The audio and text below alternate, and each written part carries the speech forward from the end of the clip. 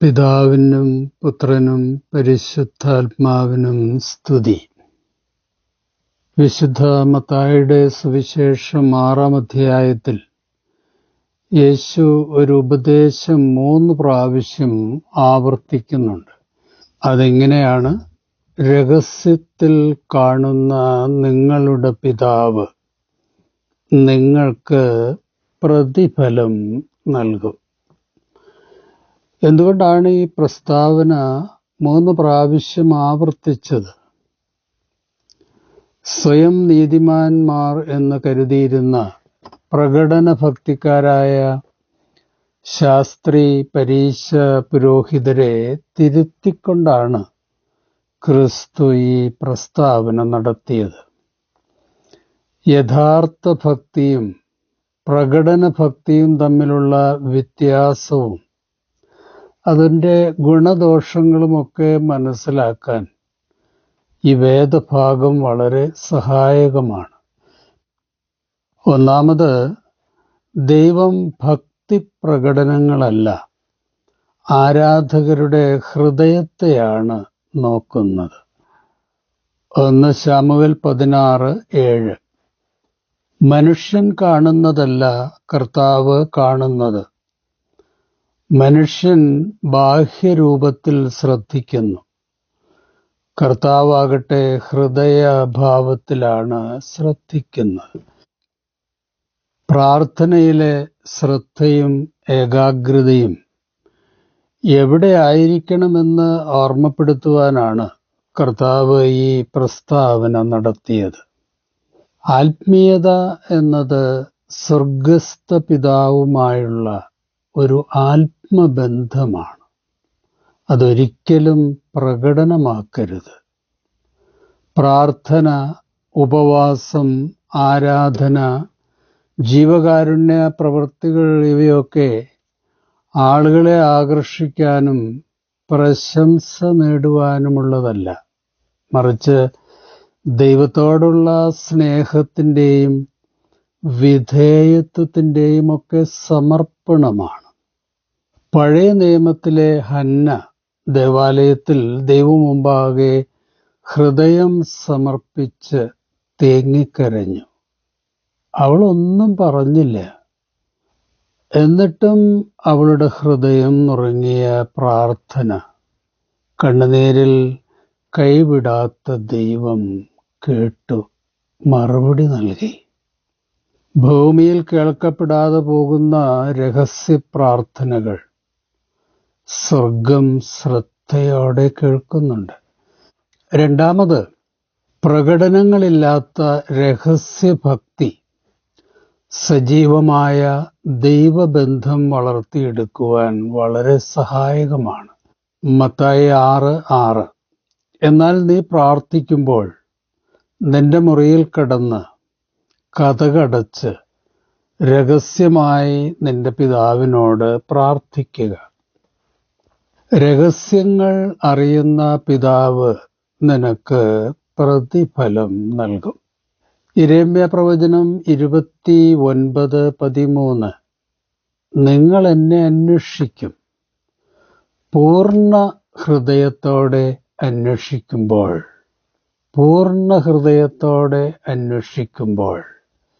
എന്നെ കണ്ടെത്തും. ബാഹ്യ ഭക്തി പ്രകടനങ്ങളിൽ അനുകരണ സാധ്യതകൾ വളരെ കൂടുതലായിരിക്കും. എന്നാൽ രഹസ്യ പ്രാർത്ഥനകൾ സത്യസന്ധവും നിർവ്യാജവുമായിരിക്കും. നിങ്ങളും ദൈവവും മാത്രമുള്ള രഹസ്യ പ്രാർത്ഥനയിൽ പ്രേക്ഷകരും കരഘോഷവും വൈകാരിക പ്രകടനങ്ങളും ശബ്ദഘോഷങ്ങളും ഉണ്ടാവില്ല. അതിൻ്റെ ആവശ്യമില്ലല്ലോ. ആ പ്രാർത്ഥന ദൈവം തീർച്ചയായും കാതോർത്ത് ശ്രദ്ധയോടെ കേൾക്കും. അവിടെ യഥാർത്ഥ പരിവർത്തനങ്ങളും അത്ഭുതങ്ങളും സംഭവിക്കും. അത്തിമരത്തിൻ്റെ ചുവട്ടിൽ നഥാനിയേൽ ഒറ്റയ്ക്കിരുന്ന് തിരുവചനം വായിച്ചു കൊണ്ടിരുന്നു. ആരും അവനെ ശ്രദ്ധിച്ചില്ല. ആരും ശ്രദ്ധിക്കണമെന്ന് അവൻ ആഗ്രഹിച്ചതുമില്ല. എന്നാൽ കർത്താവ് അവനെ കണ്ടു. ആരും കാണാതെ ഹൃദയമുരുകി കർത്താവിൻ്റെ തൃപ്പാദത്തിൽ ഇരുന്ന് നിങ്ങൾ കരയുമ്പോൾ നിങ്ങളുടെ ഉള്ളം ഉള്ളതുപോലെ അറിയുന്ന ദൈവം തൊട്ടടുത്തുണ്ടാകും, ഉത്തരം നൽകും. കാരണം ഹൃദയം നുറുങ്ങിയവർക്ക് നമ്മുടെ കർത്താവ് സമീപസ്ഥനാണ്. മൂന്നാമത്, പ്രകടന ഭക്തിയിൽ ദൈവ സാന്നിധ്യ ബോധത്തെക്കാൾ മനുഷ്യരുടെ അംഗീകാരത്തിലായിരിക്കും ശ്രദ്ധ. മത്തായി 6:5 നിങ്ങൾ പ്രാർത്ഥിക്കുമ്പോൾ കപട നാട്യക്കാരെ പോലെ ആകരുത്. അവർ മറ്റുള്ളവരെ കാണിക്കുവാൻ വേണ്ടി സിനഗോഗുകളിലും തെരുവീഥികളുടെ കോണിലും നിന്നുകൊണ്ട് പ്രാർത്ഥിക്കുവാനാണ് ഇഷ്ടപ്പെടുന്നത്. സത്യമായി ഞാൻ നിങ്ങളോട് പറയുന്നു, അവർക്ക് പ്രതിഫലം ലഭിച്ചു കഴിഞ്ഞു. നാടകീയമായ മതഭക്തിയെ യേശു ഇഷ്ടപ്പെട്ടില്ല. കാരണം സത്യസന്ധമായ ആത്മബന്ധത്തിന് പകരം ആളുകളുടെ ഇംപ്രഷൻ നേടുവാനുള്ള പെർഫോമൻസ് ആണ് കപടഭക്തി എന്ന് കർത്താവ് പറഞ്ഞു. ആത്മീയത ഒരു പ്രദർശനമായി മാറുമ്പോൾ ശ്രദ്ധ ദൈവത്തിൽ നിന്നും ആളുകളിലേക്കും സാഹചര്യങ്ങളിലേക്കുമൊക്കെ വഴിതെറ്റും. അതിൻ്റെ ഉദാഹരണമാണ് ലൂക്കോസ് 18 കർത്താവിൻ്റെ ഉപമ. പരീശൻ നിന്നുകൊണ്ട് ഇങ്ങനെ പ്രാർത്ഥിച്ചു, ദൈവമേ, ഞാൻ നിനക്ക് നന്ദി പറയുന്നു. എന്തെന്നാൽ ഞാൻ അക്രമികളും നീതിരഹിതരും വ്യഭിചാരികളുമായ മറ്റ് മനുഷ്യരെ പോലെയോ ഈ ചുങ്കക്കാരനെ പോലെയോ അല്ല. ഞാൻ ആഴ്ചയിൽ 2 പ്രാവശ്യം ഉപവസിക്കുന്നുണ്ട്. ഞാൻ സമ്പാദിക്കുന്ന സകലത്തിൻ്റെയും ദശാംശം കൃത്യമായി കൊടുക്കുന്നുണ്ട്. എന്നാൽ ആ ചുങ്കക്കാരനാകട്ടെ ദൂരെ നിന്ന് സ്വർഗത്തിലേക്ക് കണ്ണുകൾ ഉയർത്തുവാൻ പോലും ധൈര്യപ്പെടാതെ മാറത്തടിച്ചുകൊണ്ട്, ദൈവമേ, പാപിയായ എന്നിൽ കനിയേണമേ എന്ന് പ്രാർത്ഥിച്ചു. ഞാൻ നിങ്ങളോട് പറയുന്നു, ഇവൻ ആ പരീശനേക്കാൾ നീതീകരിക്കപ്പെട്ടവനായി വീട്ടിലേക്ക് മടങ്ങി. എന്തെന്നാൽ തന്നെ ഉയർത്തുന്നവൻ താഴ്ത്തപ്പെടും, തന്നെ താഴ്ത്തുന്നവൻ ഉയർത്തപ്പെടും. നാലാമത്, എന്തുകൊണ്ടാണ് ഹൃദയ വിശുദ്ധിയില്ലാത്ത ഭക്തി പ്രകടനങ്ങൾ യഹൂദ മതത്തിൽ വളരെ കൂടുതലായി ക്രിസ്തു കണ്ടത്? യോഹന്നാൻ 12:42-43 വാക്യങ്ങൾ നമുക്ക് വായിക്കാം. അധികാരികളിൽ പോലും അനേകർ ക്രിസ്തുവിൽ വിശ്വസിച്ചു. എന്നാൽ സിനഗോഗിൽ നിന്ന് പുറത്താക്കപ്പെടാതിരിക്കാൻ വേണ്ടി പരീശന്മാരെ ഭയന്ന് അവരാരും അത് ഏറ്റുപറഞ്ഞില്ല. ദൈവത്തിൽ നിന്നുള്ള മഹത്വത്തെക്കാൾ അധികം മനുഷ്യരുടെ പ്രശംസ അവർ ആഗ്രഹിച്ചു. പ്രകടന ഭക്തിക്ക് പിന്നിലുള്ള ഒരു കാരണമാണ് ഈ വേദഭാഗത്ത് പറയുന്നത്. ദൈവത്തിൽ നിന്നുള്ള മഹത്വത്തെക്കാൾ മനുഷ്യരുടെ പ്രശംസ ആഗ്രഹിക്കുന്നത് പലപ്പോഴും പ്രകടന ഭക്തിക്കുള്ള കാരണങ്ങളാണ്. 2 തീമോഥെയോസ് 3 അവസാന നാളുകളിൽ മനുഷ്യർ വഞ്ചകരും എടുത്തുചാട്ടക്കാരും അഹന്തയുള്ളവരും ദൈവത്തെ സ്നേഹിക്കുന്നതിന് പകരം സുഖഭോഗങ്ങളിൽ ആസക്തിയുള്ളവരും ആയിരിക്കും. അവർ ഭക്തിയുടെ ബാഹ്യരൂപം നിലനിർത്തിക്കൊണ്ട് അതിൻ്റെ ചൈതന്യത്തെ നിഷേധിക്കും. അവരിൽ നിന്ന് അകന്നു നിൽക്കുക. പൗലോസപ്പോസ്തലന്റെ വളരെ ശ്രദ്ധേയമായ വ്യക്തിപരമായ നമുക്കോരോരുത്തർക്കുമുള്ള ഉപദേശമാണ് ഇത്.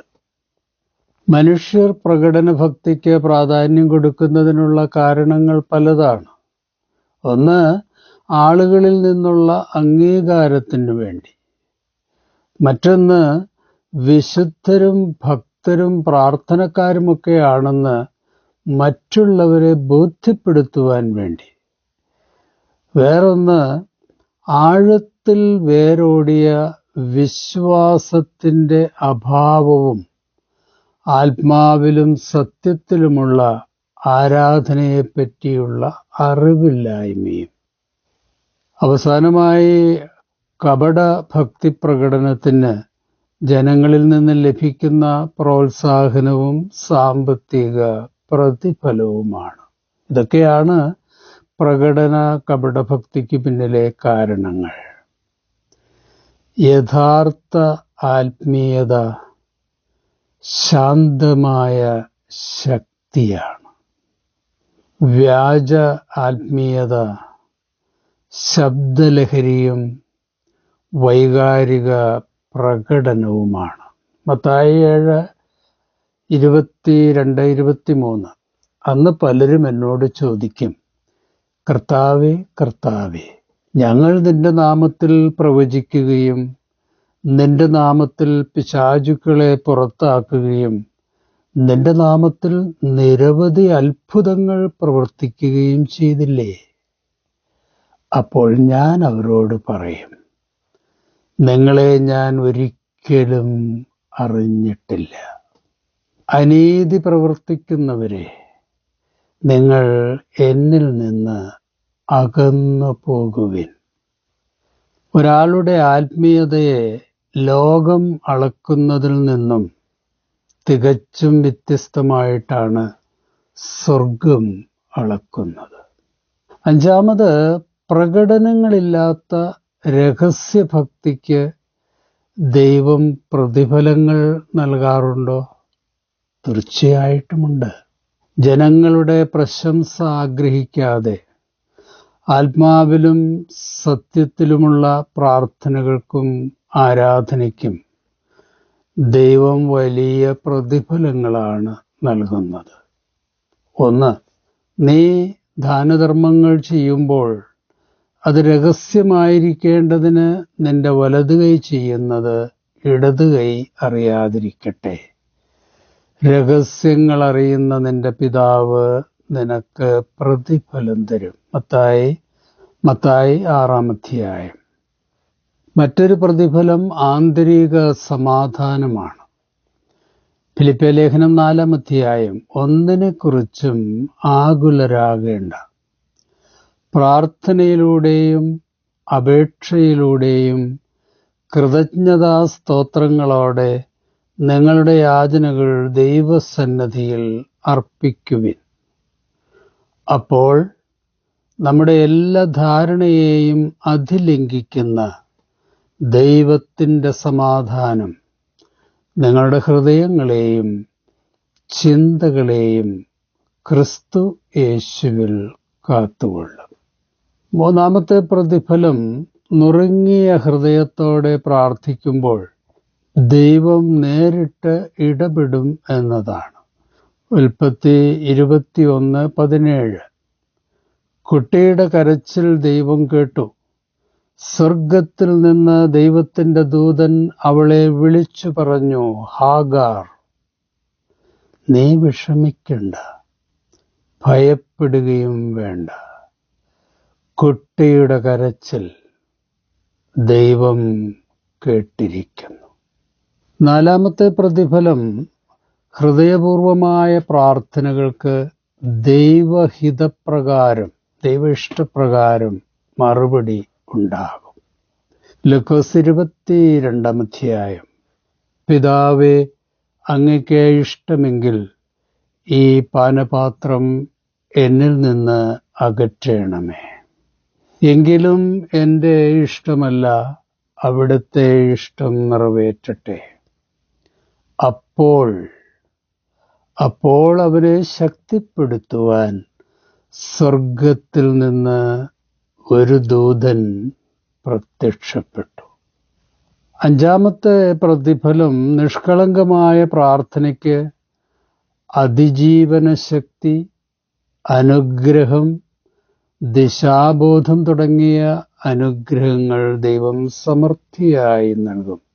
പഴയ നിയമത്തിലെ ജോസഫിന്റെ ജീവിതത്തിലെ കാരാഗ്രഹം, തിരസ്കരണം, ദുരാരോപണം തുടങ്ങിയ നിശബ്ദ സഹനങ്ങളിൽ മൗന നൊമ്പരങ്ങൾ അദ്ദേഹം പ്രാർത്ഥനയിലൂടെ ദൈവത്തിൽ സമർപ്പിച്ചു. ദൈവത്തിൽ പ്രത്യാശ വെച്ച് സഹനങ്ങളിൽ അദ്ദേഹം ജീവിച്ചു. ദൈവം അവന് പരസ്യമായ വലിയ പ്രതിഫലമാണ് നൽകിയത്.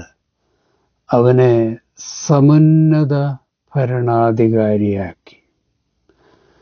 രഹസ്യ പ്രാർത്ഥനകൾക്ക് ദൈവത്തിൻ്റെ സമയത്ത് നിസ്തുലമായ മറുപടി ലഭിക്കും. പ്രിയ സഹോദരങ്ങളെ, ശബ്ദകോലാഹല പ്രാർത്ഥനകളേക്കാൾ നിശബ്ദതയിൽ ദൈവത്തിന് കാത്തിരിക്കുന്ന ഹൃദയങ്ങളെ തീർച്ചയായും ദൈവം ശ്രദ്ധയോടെ കേൾക്കും. ജീവിതത്തിലെ ഏറ്റവും മഹത്തായ ദൈവിക ഇടപെടലിൻ്റെ നിമിഷങ്ങൾ ദൈവത്തോടൊപ്പമുള്ള സ്വകാര്യ രഹസ്യ നിമിഷങ്ങളിലായിരിക്കും കൂടുതലായി സംഭവിക്കുക. അതുകൊണ്ട് പിതാവിനോടൊപ്പമുള്ള സ്വകാര്യ സമയങ്ങളും ശാന്തമായ തിരുവചന ധ്യാന നിമിഷങ്ങളും പ്രാർത്ഥനയുമൊക്കെ ശീലമാക്കുന്നത് നമ്മുടെ ആത്മീയ ജീവിതത്തിൻ്റെ വളർച്ചയ്ക്ക് സഹായകമായിരിക്കും, അനുഗ്രഹമായിരിക്കും. രഹസ്യത്തിൽ കാണുന്ന നിങ്ങളുടെ പിതാവ് നിങ്ങൾക്ക് പ്രതിഫലം നൽകും. അപ്പോഴൊരു സംശയം, കൂട്ടായ്മയും ആരാധനയും സഭാസമ്മേളനങ്ങളും ആവശ്യമില്ലെന്നാണോ കർത്താവ് അർത്ഥമാക്കുന്നത്? ഒരിക്കലുമല്ല. കർത്താവ് ശാബത്തിൽ സിനഗോഗുകളിൽ പ്രാർത്ഥനയ്ക്കും ദൈവരാജ്യ സുവിശേഷം പങ്കുവെക്കുവാനുമൊക്കെ പോകുമായിരുന്നു. ശിഷ്യന്മാർ ഭവനങ്ങളിൽ കൂട്ടായ്മയും കർത്താവ് സ്ഥാപിച്ച കുർബാനയും കൃത്യമായി ആചരിച്ചിരുന്നു. സഭായോഗങ്ങൾ ഒഴിവാക്കരുത് എന്നാണ് എബ്രായ ലേഖനത്തിലെ നിർദ്ദേശം. കർത്താവ് ഏകാന്തതയിലിരുന്ന് പിതാവിനോട് ദീർഘസമയം പ്രാർത്ഥിച്ചത് നമ്മളും ശീലമാക്കണമെന്നാണ് കർത്താവ് ഈ വേദഭാഗം കൊണ്ട് ഉദ്ദേശിക്കുന്നത്. ദൈവവുമായുള്ള പേഴ്സണൽ ബോണ്ടിങ്ങിനു വേണ്ടി ദിവസവും രഹസ്യത്തിൽ പിതാവിനോടൊപ്പം ചേർന്നിരിക്കേണ്ടത് ആവശ്യമാണ്. മരുഭൂമിയിലും ഏകാന്തതയിലും ദീർഘനേരം പ്രാർത്ഥനയിൽ വിറ്റിരുന്ന ആദരണീയരായ സഭാപിതാക്കന്മാർ ഇക്കാര്യത്തിൽ നമുക്ക് സമുന്നത മാതൃകകളാണ്. പ്രാർത്ഥനയിലും ഉപവാസത്തിലും ദൈവത്തോട് ചേർന്നിരുന്ന് ആർജിച്ച മിസ്റ്റിക് എക്സ്പീരിയൻസിലൂടെ പരിശുദ്ധാത്മാവ് പകർന്നു നൽകിയ സ്വർഗീയ ജ്ഞാനത്തിൽ നിറഞ്ഞ സഭാപിതാക്കന്മാർ എഴുതിയ പ്രാർത്ഥനകളും ആരാധനാഗീതങ്ങളുമൊക്കെ എത്ര വിസ്മയങ്ങളാണ്. അതൊക്കെ സഭയുടെ അമൂല്യ സമ്പത്താണ്. ലോകത്തിൽ നിന്നും വേറിട്ട് സ്വർഗസ്ഥ പിതാവിൻ്റെ സാന്നിധ്യത്തിൽ ചിലവഴിക്കുന്ന ധന്യ നിമിഷങ്ങൾ സ്പിരിച്വൽ റീചാർജിംഗ് ആണ്, സൗഖ്യദായകമാണ്. സർഗപ്രതിഭയുടെയും സൃഷ്ടിപരമായ ചിന്തകളുടെയും റീജുവനേറ്റിംഗ് അനുഭവവുമാണ്. യോഹന്നാൻ 15-ാം അധ്യായം. നിങ്ങൾ എന്നിൽ വസിക്കുവിൻ, ഞാൻ നിങ്ങളിലും വസിക്കും. മുന്തിരിച്ചെടിയിൽ നിൽക്കാതെ ശാഖയ്ക്ക് സ്വയമേവ ഫലം പുറപ്പെടുവിക്കുവാൻ സാധിക്കാത്തതുപോലെ എന്നിൽ വസിക്കുന്നില്ലെങ്കിൽ നിങ്ങൾക്കും സാധിക്കുകയില്ല. ഞാൻ മുന്തിരിച്ചെടിയും നിങ്ങൾ ശാഖകളുമാണ്. ആര് എന്നിലും ഞാൻ അവനിലും വസിക്കുന്നുവോ അവൻ ഏറെ ഫലം പുറപ്പെടുവിക്കുന്നു. എന്നെക്കൂടാതെ നിങ്ങൾക്ക് ഒന്നും ചെയ്യുവാൻ സാധിക്കില്ല. സ്വർഗസ്ഥ പിതാവേ, ആത്മശരീര മനസ്സുകളെ അവിടുത്തെ മുമ്പാകെ സറണ്ടർ ചെയ്ത് അങ്ങയെ മഹത്വപ്പെടുത്തുവാനുള്ള സമർപ്പണം ഞങ്ങൾക്ക് തരയണമേ. ഭൗതിക വിഗ്രഹങ്ങളിലേക്കും സ്വയമഹത്വത്തിലേക്കും ജനങ്ങളുടെ പ്രശംസയിലേക്കും ഞങ്ങളുടെ ചിന്തകളും മനോഭാവങ്ങളും വഴിതെറ്റിപ്പോകാതിരിക്കുവാൻ ഞങ്ങളുടെ തുറക്കപ്പെട്ട അവയവങ്ങൾക്ക് കാവൽക്കാരെ അവിടുന്ന് നിയമിക്കണമേ. ഹന്നയെപ്പോലെ ഞങ്ങളുടെ നിശബ്ദ നിലവിളികൾ കേൾക്കണമേ. ഹാഗറിനെ പോലെ ഞങ്ങളുടെ ഏകാന്തതയിൽ ഞങ്ങളുടെ സമീപത്ത് വരേണമേ. ഉള്ളതും ഉള്ളവും വഴിപാടായി സമർപ്പിച്ച വിധവയെ പ്രശംസിച്ച കർത്താവേ, ഞങ്ങളുടെ എളിയ സമർപ്പണങ്ങൾ സ്വീകരിക്കണമേ. ചുങ്കക്കാരൻ്റെ ഹൃദയപൂർവമായ പശ്ചാത്താപത്തെ സ്വീകരിച്ച കർത്താവേ, അങ്ങയുടെ കാരുണ്യത്താൽ ഞങ്ങളെ നീതീകരിക്കണമേ. കർത്താവേ, അങ്ങയുമായി യഥാർത്ഥവും ശക്തവും അചഞ്ചലവും ആഴത്തിലുള്ളതുമായ ആത്മബന്ധം നിലനിർത്തുവാൻ ശക്തിദായകനും ആശ്വാസപ്രദനുമായ പരിശുദ്ധാത്മാവിൻ്റെ അഭിഷേകം ഞങ്ങളിൽ സമർത്ഥമായി നൽകണമേ. യേശു കർത്താവിൻ്റെ വിസ്മയ നാമത്തിൽ അപേക്ഷിക്കുന്നു. കൃപയോടെ കേൾക്കണമേ. ആമേൻ. ശുഭാശംസകളോടെ എ പി ജോർജച്ചൻ.